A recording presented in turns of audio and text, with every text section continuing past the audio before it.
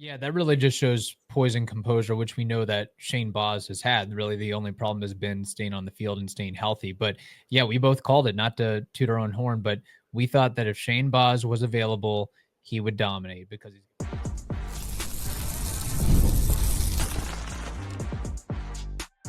You are Locked On Rays, your daily Tampa Bay Rays podcast. Part of the Locked On Podcast Network, your team every day.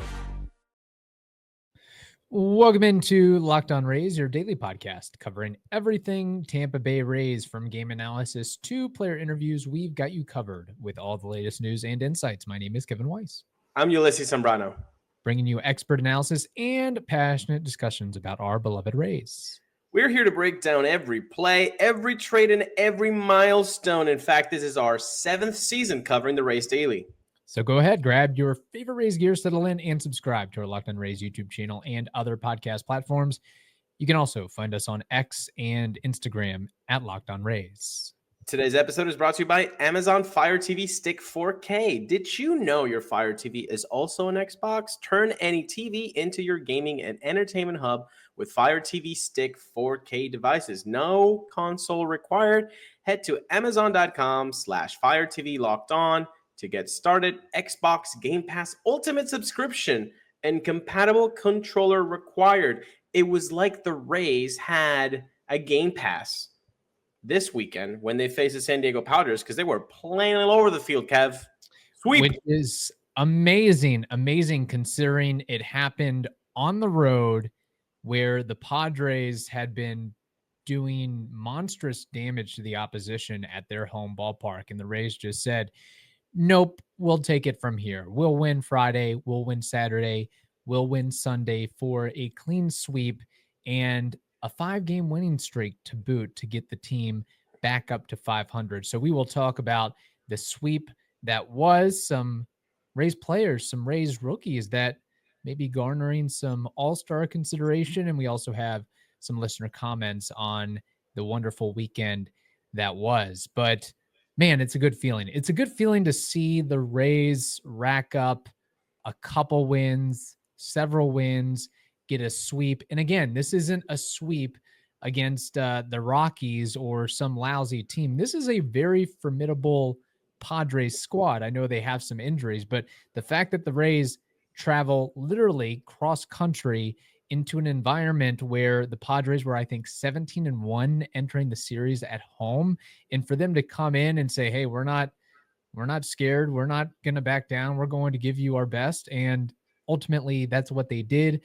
Yes, you would like to see the Rays score a few more runs, but they capitalized when they needed to in the starting pitching, and the bullpen took care of business. And voila, that's the formula for getting dubs, evidently. It really was. And it was in Rays fashion, too, because there was no 16-1 win. Okay. So on Friday night, 1-0. Then 4-1 on Saturday, 4-2. So it was pitching and defense and timely hitting that got the Rays the 3 dubs.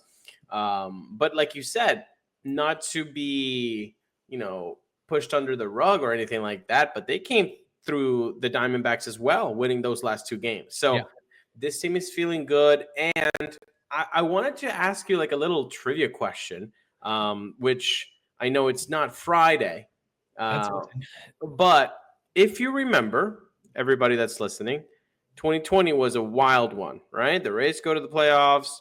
It's fantastic. Everybody was happy. They get to the World Series. There's the bubble. They have to play in San Diego. And I was thinking, man, out of these guys in the active roster, how many were in that San Diego field in 2020? So how many former Rays were playing for the Padres? No. Okay. How many current Rays were in that 2020 team playing in San Diego? Brandon Lau, Yandy Diaz, Pete Fairbanks. I think it was a little premature for Taylor Walls. I'm sure I'm missing a player or two. I'll go 4. Honestly, I think you got them all. Okay. Because it's Yandy, Bilao, and Pete Fairbanks. All right. I know one could be Shane McClanahan because he did pitch in the playoffs, but he's not on the active roster right now. And I was looking, I was like, man, how quickly seasons go by that, 2020 to 2025, and really on this active roster, it's just them three. It's How quickly the Rays change the roster and the turn of that. So it's really a testament that Brandon Lau is in good enough favor with the Rays. Yandy Diaz is in good enough favor with the Rays. Pete Fairbanks is in good enough favor with the Rays. And all those guys have gotten contract extensions to various forms and figures there. But speaking of the weekend, you mentioned the Rays winning 1-0 on Friday, 4-1 on Saturday, and 4-2 on Sunday. If there is one thing that you loved most about this series, what would it be? One thing I would need to say. Oof, that's tough. Okay, I'm not gonna say what I wanted to say because we're gonna talk about it later. So okay, I'll appreciate Shane Baz. Shane Baz, my God, 7 innings pitched, 4 hits allowed, no earned runs, only 1 walk, 6 Ks, under 100 pitches. He lowers his ERA to 2.45.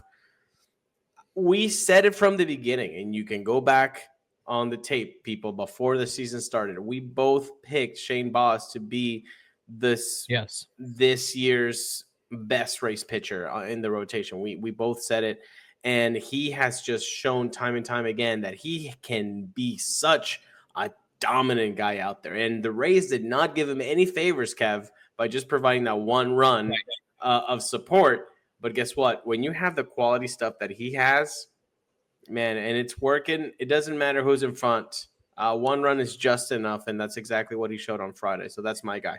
Yeah, that really just shows poise and composure, which we know that Shane Baz has had. Really, the only problem has been staying on the field and staying healthy. But yeah, we both called it, not to toot our own horn, but we thought that if Shane Baz was available, he would dominate because he's got 4 pitches. And when he is working that curveball and able to throw it in the zone and stifle hitters, it really adds a magical weapon to his repertoire. And like you said, no margin of error. I mean, it's one thing to, have a start like that when you get, 4 runs, 5 runs of support early on and you have a little bit of cushion, but you really don't have much breathing room at all. And not to say it's all on Shane Baz, but he's the centerpiece as part of the pitching staff in the defense. I know it, for you to put together a performance like that, you have to have a couple good defensive plays like we saw, Kameron Misner and some other there, but you're really walking on a tight rope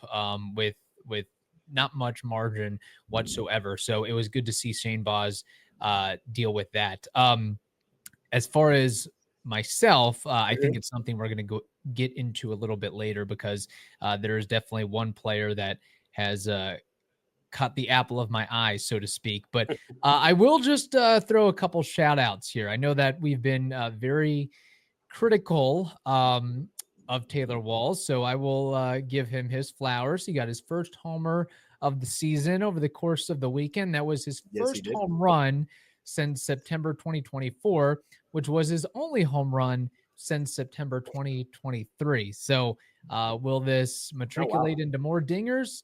Probably not. I know there was a year where he had 8, but hey, maybe it starts off a little bit of a run or a little bit of a streak for him. And then just generally, I think over the weekend, and you can see by the scores and how the Rays won, it really took a lot of situational hitting from various parts of the lineup, especially some of the younger guys, and then some big hits here and there. But, with 2 strikes, with 2 outs, with runners in scoring position, being able to find a way to get those guys in, I think has been really important and something that the Rays are doing better this year than they did last year. They're much better this year. They were terrible last year, and that's something that we hope continues. And then should note that, I know we've given some love to Shane Baz.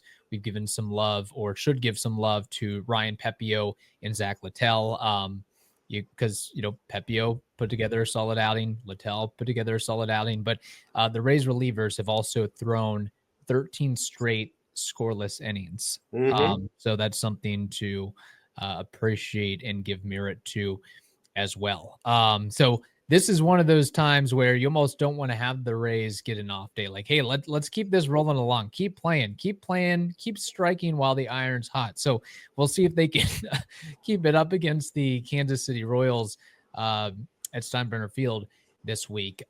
We have much more to discuss on the series and some of the internal storylines within that. But first, we need to tell the audience something very important. The NBA playoffs are here, and FanDuel is giving new customers an incredible way to get in on the action. Right now, when you join FanDuel and place your first $5 bet, you'll get $250 in bonus bets if your bet wins. Here's what I love. I love how FanDuel makes betting so easy, whether it's picking my favorite team or diving into player props, from three-pointers to steals to assists. FanDuel has just so many ways to bet your favorite player props. Plus, after the game tips off, you can even combine live prop bets into a same game parlay for a chance to win big. Don't miss out. You want to take advantage of this. Head over to FanDuel.com and claim your $250 in bonus bets today. Such a good offer. I'm going to repeat it again. Head over to FanDuel.com and claim that $250 in bonus bets today.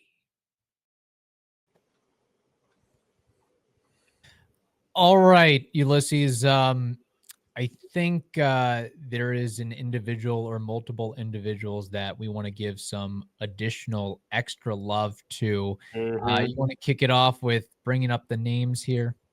Yeah, I came up with this idea. I think it was last week. I don't remember which game I was watching. And then I was like, when can the Kameron Misner All-Star campaign start? And people like that. People really dug that tweet. Oh, you didn't get hate on there. I didn't get any hate. It's nice. It was nice. It was nice to not get hate. And you look at the numbers. Kameron Misner, dude.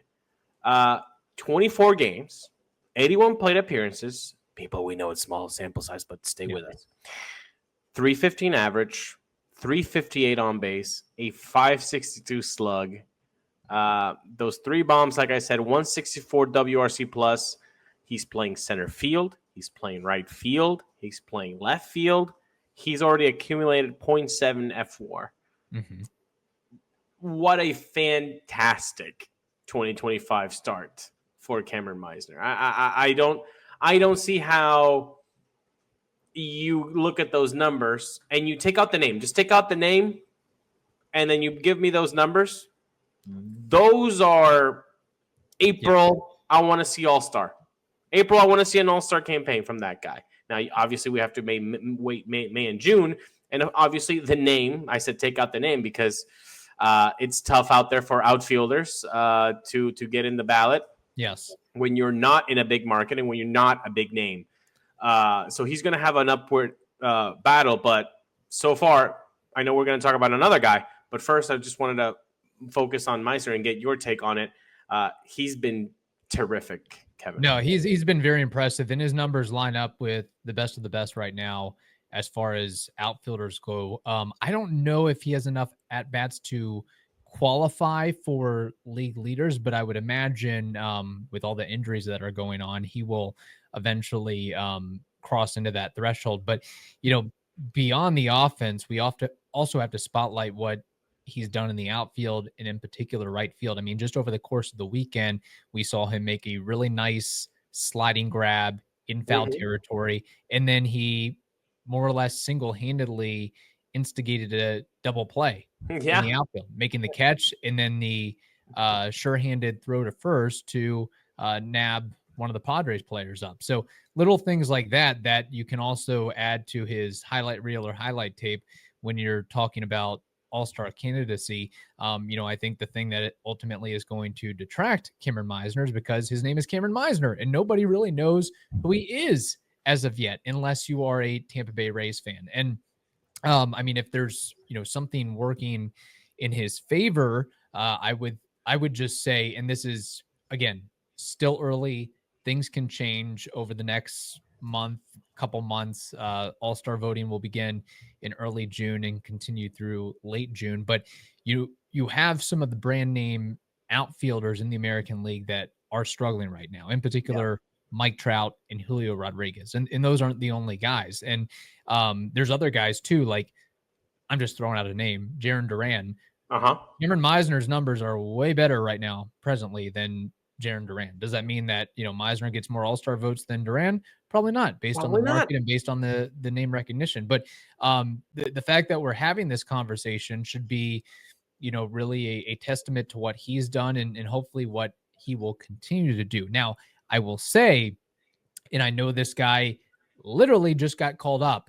Wait, pause. Yes. Go ahead. Pause. Before we get to him, because he's going to be a fun one to discuss too. You said how close he is from official league leader plate appearances. So from what I remember, is 3.1 plate appearances per game that your team has played, right? Mm-hmm. So if the Rays are 13-14 right now, currently on Monday evening, that would mean that they've played 27 games. So 3.1 times 27, napkin math, 83.7. Okay. So 83.7. I'm seeing plate appearances here by Kameron Misner is 81. So he's right there. He's right in the cusp. I mean, you're going to see this guy in like 3 more games. Boom. Be up there in those league leaders. And that's going to be really fun. Okay. Second guy, Kev. Who is that guy? Chandler Simpson. And I know he's got, I think in order to get, meaningful consideration, he has to play from here on out just about every day. And what he showed on the field, he certainly deserves that opportunity, because it almost seems like from game 1 to game 8 or 9 that he's been in so far, it's like he's made leaps and bounds. It's like that first couple at bats. Okay, welcome to the show, kid. You're going to see, tighter breaking balls, harder fastballs. The pitchers are going to be able to put it wherever they want. But it seems like in just such a short period of time, he has made an adjustment, and he has been able to leverage his contact ability, the bat to ball skills, his approach, his patience, wearing pitchers down, and not to mention that once he gets on base, the added speed component and what we've seen defensively outside of that, misdiving attempt where, that was a tough play. I don't know if anybody makes that play and then it gets by him and, a guy winds up getting a triple out of it. But, moments later or several moments later, he makes a leaping home run robbing catch. So, Chandler Simpson, I'll just put it out there right now. He is special. He's going to be special, and his name is going to ring out across baseball when it's all said and done. And I think that's a little bit of what gives him maybe an advantage in terms of Kam Misner is the skill set, the uniqueness of the skill set, and the fact that even all throughout the minor leagues, people have been talking about Chandler Simpson. Nobody was talking about Kameron Misner, no matter what numbers he put up, which I'm sure were respectable numbers, but I don't think we ever had a off-season episode where Evan Klosky, mentioned, hey, just wait till Kameron Misner comes up. No, we were talking about Chandler Simpson. And now Chandler Simpson is showing why we were talking about him this entire time. He's electric, man. He's electric. And it's not only the things that he can do on the field, but what he does affects the people around him. Yeah. Not the people around him only in his team, but the people on the other side of the ball, man. And that's just such an impressive thing to do.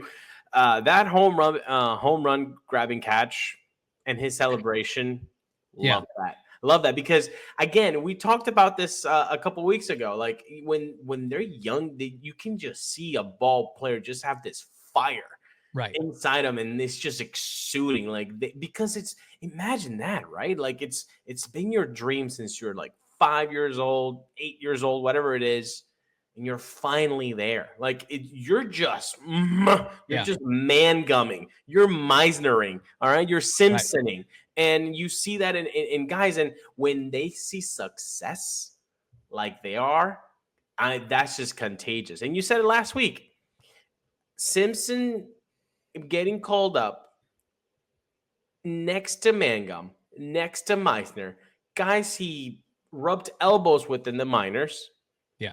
And seeing their success, it just puts a little bit of a blip in your brain saying, if they can do it, right, why can't I? We were just in the same team.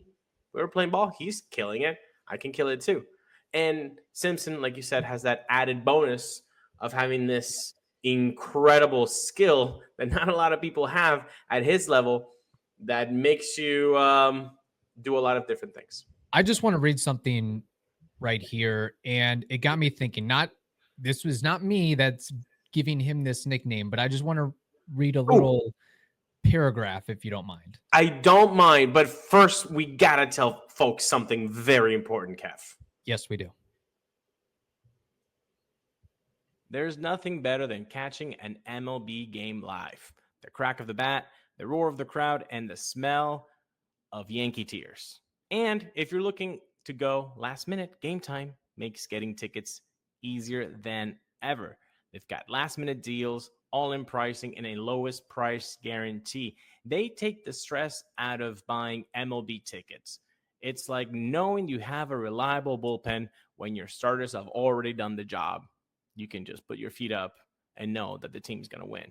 So today, you can take the guesswork out of buying tickets with Game Time. Download the Game Time app, create an account, and use code LOCKEDONMLB for $20 off your first purchase. Terms apply. Again, create an account and redeem code LOCKEDONMLB for $20 off your first purchase. Download Game Time today. Last minute tickets, lowest price, guaranteed.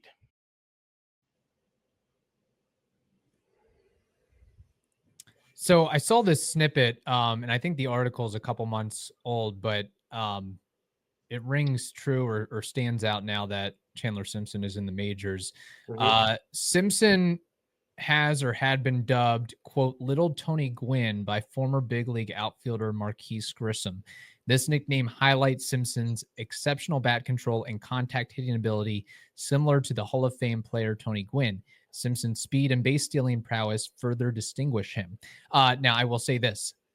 Chandler Simpson will never be as good as Tony Gwynn. First of all, Tony Gwynn had a little bit of a power component, not to mention all the other reasons that made Tony Gwynn.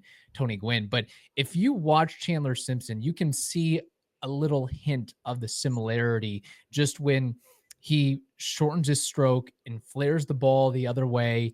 And as he's finishing his swing, he's already up the line to first base. Just some little idiosyncrasies that mirror Tony Gwynn. And I'm telling you, he is going to be a problem in so many ways. I mean, we've already seen it with laying down bunts like he's a 12-year vet. It's such an added bonus, man, especially because like that's just a single for him.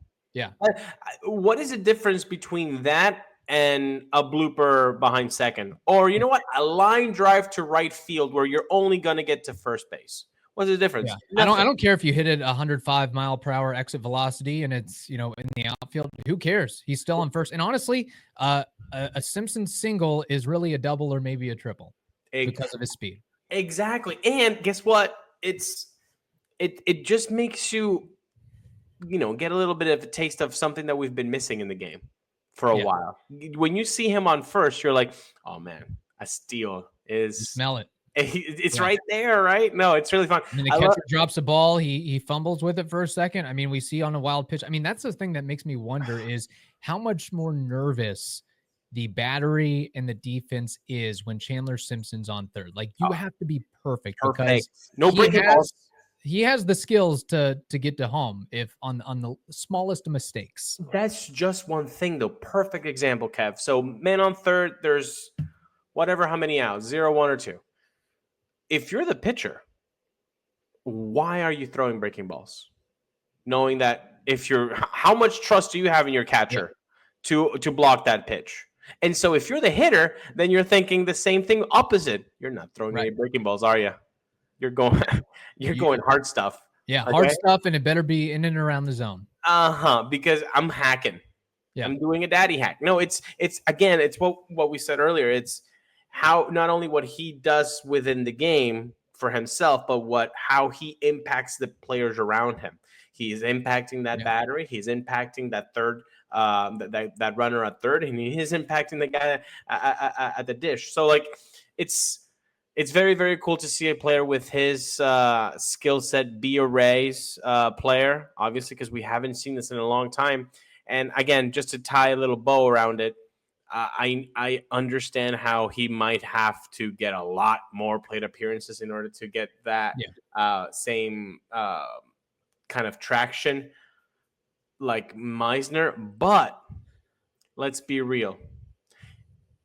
Do you think around baseball people know Kameron Misner more or Chandler Simpson? Chandler Simpson, definitely. So that's the unfairness of life, isn't it? You know, but I honestly don't know if it's that unfair, because what Chandler Simpson is doing right now is so rare across the game, and it's so refreshing across the game. And I think it's only a matter of time before you see him at the top of the order or number 2. I mean, just can you imagine? It's like it just is so nice to see a guy not strike out in 30% of his plate appearances, find a way to put a ball in play, make a pitcher work, make a pitcher sweat, and when he's on base, create havoc one way or another, even if it's, I think with the bunt, didn't that allow Taylor Walls to get into scoring position and allow Walls to ultimately get the Rays lone run? I mean, either way, there are some things on the box score that stand out, but there's some things that maybe won't come across the box score as much that still will make a difference in the Rays being able to win more games because of him. So, so enjoy it while it's continuing to go on. But I'm going to mark it right here. I think Chandler Simpson is going to be a very, very, very good, fun, talented player to watch. And I wouldn't be surprised if he has several all-star appearances to his name. We do want to highlight a couple of listener comments that we put out on social media real briefly here. Obi Ron says what stood out to him from the weekend was Chandler Simpson's catch, of course. 702 living, but always with the 813. The Curtis Mead sack fly. He didn't strike out. Yeah, Curtis Mead had a nice moment there. Josh says Cameron's double play on Friday night. Danny Perez says Simpson's home run robbery. Mike D, perhaps some confidence building for Taylor Walls. Great glove as always. Big walk with the bases loaded and a big home run. Captain Littell calling a players meeting. Chandler Simpson, of course. And then Glenn says the top tier D. That's the way to play baseball. So there we go. Again, let's enjoy these moments while they're going on, and maybe the Rays can get a game above 500 before it's all said and done. That would be nice. Again, it's part of the thing of it being early. Things can change in a moment's notice. I mean, last week we were talking about, this team's crap, can't do anything, and now we're on cloud 9. And that's why never get too high with the highs, never get too low with the lows. It's 162 games, and guess what? Out of this 162 games, we're going to go to our second regular season game on Wednesday against the Royals. So if you're going, holla at us. We would love to talk some ball with you at the Stein. Are we calling it the Stein? Yep, we're calling it the Stein. That'll be on Wednesday evening. So bookmark that. In the meantime, bookmark this. Thank you for making Locked On Rays your first listen today. For your second listen, check out the all-new Locked On MLB Game Night. Every game, every night, all season long. Get local analysis on a national scale. Find MLB Game Night on Locked On MLB on YouTube or wherever you listen to